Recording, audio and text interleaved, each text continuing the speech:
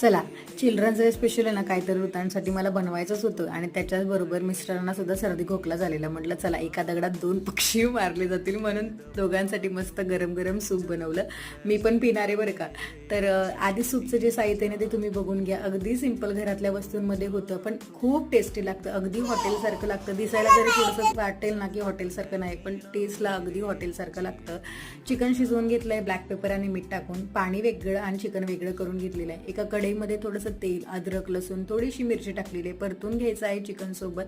नंतर जितकं आपल्याला पाणी पाहिजे ना तितकं पाणी ॲड ऑन करायचं. चिकन थोडंसं जास्त घ्या, घरी बनवतोय यार. छान एक उकळी आल्यानंतर त्याच्यामध्ये 1.5 चम्मच सोया सॉस आणि चवीपुरतं मीठ टाकायचं आहे. कॉर्नफ्लॉवरचं पाणी वतून हलकंसं घट्टपणा येऊन द्यायचं आहे आणि एक अंडं टाकून एक उकळी काढायची आहे. अंडं टाकल्यानंतर जास्त हलवायचं नाही आणि शेजवान सॉस बरोबर ते एक नंबर लागतं. आता ऋतुंश काय तू कसं लागतंय?